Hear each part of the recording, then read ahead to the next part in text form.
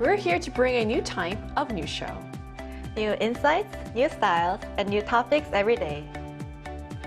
We are News Generation. Bringing news just for you. It's Tuesday, June 9th here in Seoul. I'm Isujin, and this is News Generation. Joining us today is Melissa. Thank you for having me. Coming in, also Cheska's with us. Happy Tuesday! Happy Tuesday! Both are here to speak on behalf of people in their 20s and 30s. So we've entered the second day of the work week, and it certainly feels like summer has arrived. And as temperatures continue to rise, many people are looking for ways to beat the heat, and for some, that means ending the day with a cold beer. So before we get into today's topic, I'm curious, what are your drinking preferences, Cheska? Coffee? So no drinking. I actually don't drink, and that is out of personal choice as well as genetics, as some of our viewers may relate. I think some of us are gifted with genes that just can't drink or break down alcohol. But on top of that, as we discussed here in the episode before News Gen, I think alcohol consumption has now become a personal preference and a personal choice. So for me, I try to tell my friends that, I don't drink or I can't drink. And surprisingly, a lot of my girlfriends are heavy drinkers, and they respect it completely. So now I think it has become more of a preference than a choice. Yeah. So I'm someone that can relate to the no drinking thing. Yes. So how do you navigate an environment where everyone else is drinking and you aren't? That's a really good question. I think Melissa can also relate, but I think people who don't drink as much have super high tension. So we maintain it with everything else that we can sort of use, whether it's like a Diet Coke or like a lot of water. So you try to keep the tension going so that people are still having fun and you're part of the fun, but you kind of, stay away and respect your own preference. I see. So what about you, Melissa? Just like Cheska, I'm not a big fan of drinking. I drink maybe once or twice every 2 weeks to a month. And usually just for fun, like friend's birthday party or someone's farewell party. And if there's no event, I don't really feel the need to drink at all. And actually, I'm good at staying high tension, like Cheska, even when I'm completely sober. So I can totally match my friend's energy without needing a drop of alcohol. Plus, now that I'm working, my weekends feel so short, and I don't want to lose my weekend to a hangover. It's a very logical reason. And that's also interesting because it reflects a shift from drinking for the sake of drinking to being more intentional about when and why people drink. And many people now also think that socializing doesn't necessarily have to revolve around alcohol. So we're going to talk more about this, but first, let's take a look at the screen.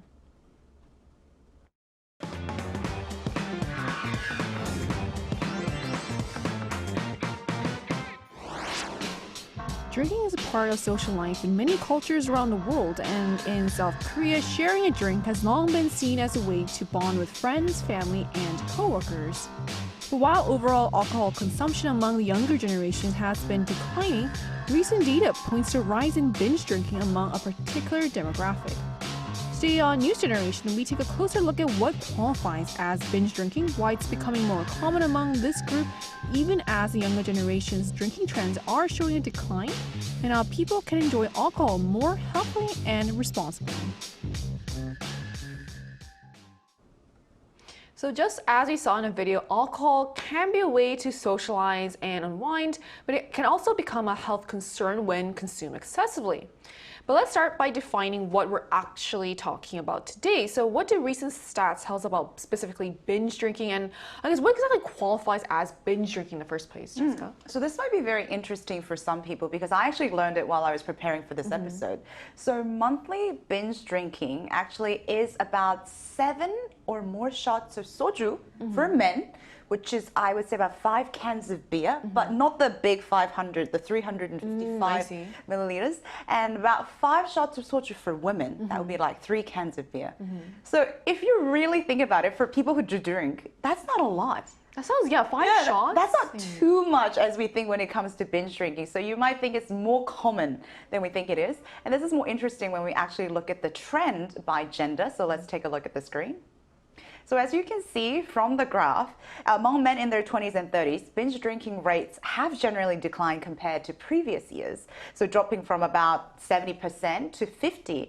But now let's take a look at the women. In the same age group, the rates have either remained very consistent or even increased, in some cases, changing. So I thought this was really interesting because normally we associate binge drinking with, male population. Right. But we see a more consistent trend as well as increase in the female group as well. Yeah. I think that's exactly why this trend becomes really interesting, because when we look at who's actually driving these changes, it's none other than young women, which is contrary to what many might have assumed. So why is then binge drinking increasing, especially among young women, Melissa? It's mostly because of overwhelming stress. Women in their 20s and 30s are dealing with so much pressure from work and childcare, and they're relying on alcohol as a way to escape. According to recent surveys, the stress perception rate for women in these age groups is the highest. And for those in their 30s, both their stress levels and binge drinking rates have been growing over the last decade. What's even more alarming is that this habit starts way earlier. According to data from the Korea Disease Control and Prevention Agency, 52% of female students who drink experience risk drinking, which is significantly higher than the 42% for male students. Experts point out that girls tend to be more relationship-oriented and rely heavily on social media, where constant comparison leads to emotional burnout. This carries over to adulthood, where it's worsened by real-world pressures. In fact, binge drinking rates for women in their 30s have spiked from 33.8% to 42.1% in just 10 years. While we see a clear downward trend in binge drinking among men in their 20s and 30s, young women's drinking habits are unfortunately heading in the opposite direction. Interesting. Right, so I remember like on the show before, we talked about how alcohol trends are actually decreasing among people, but I see with a certain demographic it hasn't. So it's not simply about alcohol itself, but also the social pressures and stress many young women face. There are also cultural factors that may have contributed to the shift. So what other factors are then behind the rise, specifically in female drinking, Jessica? Yeah, so I think this is really interesting. So recently, I think marketing also played a very big role because for women drinking historically and in the past, there was this negative connotation and perception that if you drink as a woman, you're not being a proper, like a gentle lady. But the marketing nowadays use very young, alive, very pretty girls to market and become brand ambassadors. So you kind of see them and say, oh, that's the kind of life I want to emulate. That's the lifestyle that I want to have. So I think now they're changing the association with alcohol by using different models and branding power. But also on top of that, social life has changed. A lot more women are in the workforce. There are company dinners and friend gatherings that take place outside of just housework. So I think people spend more time with their friends and alcohol becomes a part of it. And I actually kind of thought about this when I was preparing for the episode. If you think about it, I think for women, drinking is like an extended cafe talk. So true. Right? Because I think for men, they drink almost to get drunk. But for women, when we get together, we keep drinking to talk. And it's like an extended version of a late night cafe. So perhaps could be the reason why women are drinking more these days, yeah. And then you end up drinking more than 5 shots really easily. 5 shots, more cans of beer. Yeah. Exactly. So interesting how changes in social norms and also marketing can reshape drinking habits over time. At the same time, there's another trend that seems to point in the opposite direction. We talked about how drinking trends among male drinkers are going down, but also isn't overall drinking among Gen Zs and millennials also on a downward trend? Yeah, and Susan, as you pointed out, we kind of talked about this on the episode, and I think overall, I think young generation definitely are trying to curate their lives in a more healthy, these values that have catered to mental health, fitness, and how to spend their time more wisely. And there's definitely this overall trend of people trying to do this sober movement. So in the past, I think it was more like, oh, let's drink till we drop, drink till we die. But now it's more, I want to choose, I want to be able to voice what I want to put into my body and put into life. And I think stats also reflect this trend as well, because according to the National Health Statistics, alcohol consumption among people in their 20s fell by nearly 30% in 2024 compared to the previous year. And I think experts also point to several reasons, one of them being the pandemic, because when pandemic happened, it was kind of hard to get a social gathering, and they limited how many people can actually get together. And in Korea, drinking together is a big culture. So when you have these individual lives, I think they got to focus more on their personal choices. Yeah. Right, so that is quite a contrast. Less drinking overall, but higher risk drinking among certain groups. And you're seeing those changing preferences reflected in the alcohol industry as well. So on the economic side of this, how are young people's drinking habits changing the market, Melissa? The market is completely changing because of us. MZs are all about the sober life and prioritizing self-care, and we don't really drink until we get wasted anymore. At least I don't. Instead, we prefer high-quality drinks like wine, whiskey, or highballs to just enjoy the vibe, or we just simply go for non-alcoholic options. Data shows that while our generation only accounts for 30% of alcohol sales, we make up over 40% of the non-alcoholic market. Because of this trend, major grocery stores are now operating dedicated non-alcoholic drink zones. And alcohol brands are also getting more aggressive with their marketing. They've been setting up tasting booths at university festivals to promote their non-alcoholic drinks. It's clear that our preference for a lifestyle focused on working out, eating healthy, and enjoying the vibe without getting drunk is really driving these changes. However, there still remains a segment of the population that's stuck in the binge drinking cycle. I think that's a really good point because I feel like there's a new culture around alcohol, especially like wine and whiskey, that's considered kind of cool and really you've seen cultured basically. Very classy, like it's a lifestyle, right? I unfortunately have genetics that can't really break down alcohol as well, but then I do see why it's considered really cool as well. So it seems moderation is becoming more mainstream, even if binge drinking remains a concern for some. And that raises an important question about how people can enjoy alcohol without putting their health at risk. So we also wanted to hear directly from our viewers. So we ran a poll on the News YouTube channel asking, when are you most likely to drink too much? And here's what the results showed. So according to the survey, people are most likely to drink excessively when they are feeling stressed or down, with 54% citing this as a main situation in which they tend to overdrink. Another 27% said they are most likely to drink too much at work dinners or group gatherings, while 19% reported being more prone to excessive drinking when they're in a good mood. So what's striking is that stress outweighs even social gatherings by a wide margin. That suggests binge drinking may be less about celebration, more about coping. To get a more personal and in-depth perspective on this, we're going to talk to a young person in Korea who drinks occasionally. And that conversation will take place right after the break, so don't go anywhere.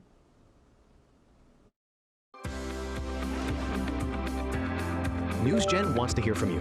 Go to YouTube and search out Channel Arirang News. Click Posts and cast your vote in the poll. Make a new type of news with us. Joining us today is Lee Boo-young, a young person from Korea who says she has quite a high alcohol tolerance. Hello, Boo-young. Thank you so much for connecting with us today. Hello, thanks for having me.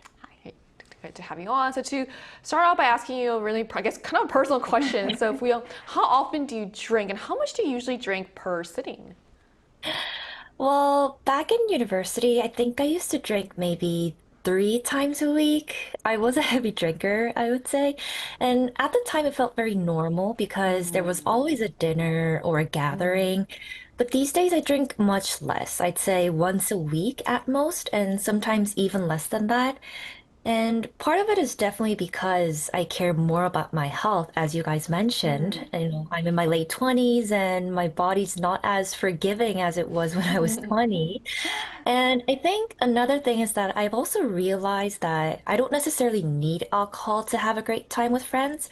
I mean, I still love hanging out with them, grabbing good food, and just enjoying the atmosphere, but alcohol doesn't have to be the main event anymore. It can just be something extra on the side. And as for how much I drink, it really depends on who I'm with. So if I'm with friends who just really enjoy drinking and have a high tolerance, I might drink about 1 bottle of soju by myself. And as Cheska mentioned, the binge drinking standard can be around 5 shots of soju or about 3 cans of beer for women. So by that standard, I am binge drinking, yes. It's more Guilty, uncommon than we but think, yeah. yeah. But if I'm with friends who are just more about the mood, I would say like just 1 glass of wine or 2 glasses of wine, and that's it. And this happens very rarely, but when I drink alone, it's just usually 1 can of beer or a glass of wine. Something small, but something more like a treat. So compared to my university days, I would say my drinking has definitely become less frequent and more selective. I totally agree. I don't drink as much as I was in college. Right. Then when do you usually drink, and do you drink more when you're stressed? Well, I usually drink on the weekend after the week's over, and usually with my close friends. It becomes a small way to unwind, just talk about what happened during the week, and just laugh about things that happened. And yes, I do think I tend to drink more when I'm stressed, and especially when I'm with close friends, and we start talking about all the stressful things that Yes. happened this week. One drink can easily become two, right? And you say you're just gonna have one, but someone says, "Hey, tell me more," and then your glass is full again. And as I said, very occasionally I might have a drink alone during the week. Not very often, but I think everyone has those days when you just crave a glass of wine, right? And when I do so, that's also usually when I feel a little bit stressed or overwhelmed. I mean, my work itself isn't always extremely stressful, but small things can really build up and add up. And as a freelancer, these career worries also come and go, and on some days they just feel much bigger. So on those days, I think alcohol can feel like a, great way or a quick way to slow down my thoughts a little. But I'm also careful with that because I don't want alcohol or drinking to become my main way of dealing with stress. And I think that's where the line is. I think you actually touched upon my last question, which I think is really, really wise and smart. How do you keep your drinking habits sort of healthy and moderate? Because it is one of those social lubricant that you can really use easily to kind of rely upon it when you get too stressed. Yeah. Right, exactly. And I do have some habits. So something that I would never do is drinking on an empty stomach. Well, I know it sounds basic, but it really does make a difference. If I drink when I'm hungry, the alcohol hits much faster, and the next day is usually not very cute. And I also try to drink water in between, especially when I'm drinking relatively stronger alcohol like soju. And food-wise, I try to balance things out by choosing something lighter or more protein-based. I mean, I know that Korean drinking food, anju, can be very tempting, like fried chicken, spicy stew, but greasy food can actually make alcohol get absorbed much faster, so I try my best to avoid them. And another important thing is knowing my own limit. I know roughly how much I can drink on a good day, but if I'm tired or I have something important the next morning, I lower that limit in my head. And last but not least, I think this is the most important. So to say no clearly when I don't Yes. want more. Yes. Well, in the past, when I was younger, I felt bad refusing because I felt like I was ruining the mood. But now I think it's totally okay to say, I'm just going to stop here. So, all in all, for me, I think healthier drinking isn't about ditching alcohol at all, like completely. It's more about really just checking in with yourself, like asking questions. Why am I drinking? How much do I really want? And will I still feel okay tomorrow? I mean, I personally don't drink, but I understand how ranting and just gossiping with your girlfriends hit differently when it's over alcohol and wine. So I do understand. But yeah, so I mean, it seems like you have a way of healthy drinking like set in place for you. So yeah, so thank you so much for sharing your insights on this today. Thank you. This was very personal. Thank you so much. Thank you. Thank you. Thank you. So those experiences highlight how drinking can be deeply tied to social life, stress relief, and also personal habits. And many experts say individual choices are only part of the story, and that also broader cultural factors can also play a role in this. So how has Korea's drinking culture specifically influenced binge drinking trends, Cheska? Yeah, I think one of them is the media. So there's a lot of media portrayal of alcohol here in South Korea, which I think makes the standard for drinking a little too open sometimes and a little too lenient, I would say, in my opinion. So one of the things is you see a lot of these online contents, both on TV, that actually use alcohol as almost an excuse or a social lubricant to say things that are difficult to say. And a lot of the times, especially if our viewers watch K-drama, there are scenes when the main character sort of gets excessively drunk and confesses love or does something that is quite irreversible, but it makes the story kind of happen, right? And then they wake up and say, oh, I'm so sorry I was drunk, and the story progresses. But in real life, that might not always be the case, because when something happens when you're drunk, it's not always so cute or irreversible. So I think the content and the media sort of romanticize and sort of normalize heavy drinking. Yeah. Right, so we do see some realistic portrayals there. So it's interesting how, because drinking is often viewed as a social activity, but constant exposure can also normalize excessive consumption. And some argue that this lenient attitude extends beyond everyday drinking habits. So how does society's view of alcohol affect public perceptions of drinking, Melissa? I think our society is a bit too lenient on alcohol. We often treat serious alcohol-related incidents like drunk driving as just mistakes. And when celebrities or public figures are caught in these scandals, they're often back on TV like as if nothing happened, which really normalizes this bad behavior. And this is not just an individual's problem, it's a systemic issue. According to data from the Supreme Court, out of over 25,000 drunk driving cases in 2023, only about 15% actually received jail time, while more than 55% got off with suspended sentences. Even internationally, we're getting criticized for this. For example, Japanese media recently highlighted that although Korea's population is only half the size of Japan's, the number of traffic accidents caused by drunk driving is more than 6 times higher. They pointed out that while our enforcement is strict, the punishment is very lenient. To make matters worse, the media plays a huge role. From drink shows on YouTube to casual drinking scenes in variety shows, alcohol is constantly being integrated into our daily lives.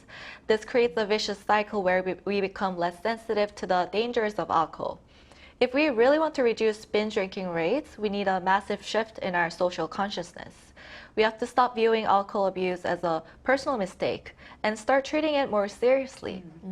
It's time for media and society to take responsibility and stop romanticizing a substance that's most widespread, yet the most neglected addiction of our time. So going off of that, we heard some tips from our Zoom guest just now. So what are some smart ways, in your opinion, to enjoy alcohol responsibly?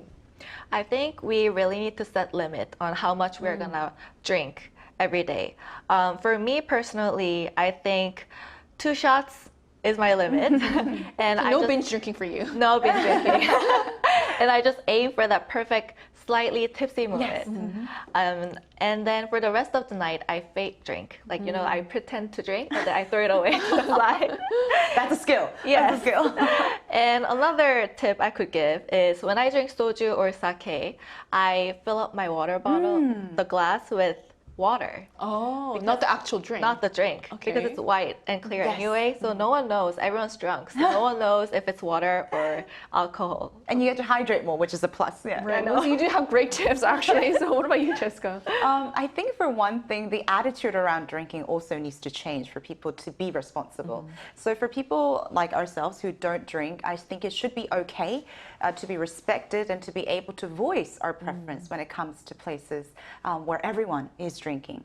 On top of that, I also think there should be, you know, much more strict regulations and severe penalties for things that happen due to drinking. And I think this is not just to penalize people, but to actually have a safe boundary so that people can actually enjoy drinking, as well as people like us who don't like to drink still be responsible and have a safe sort of boundary when it comes to those environments. Right. So as we discussed today, while overall drinking among younger generations may be declining, binge drinking remains a concern for certain groups. Experts say understanding the social, cultural, and emotional factors behind the trend is just as important as addressing the drinking itself. And whether it's alcohol or anything else, moderation remains key. And that brings us to the end of today's episode of News Generation. And News Gen will be back tomorrow at 10:30 a.m. Korea time with more stories and discussions. A big thanks to Melissa. Thank you for having me. And also Jessica. Thank you. Pleasure is always mine. And to our viewers, thank you so much for watching. Hopefully the only thing you're binging tonight is your favorite TV series. We are News Generation.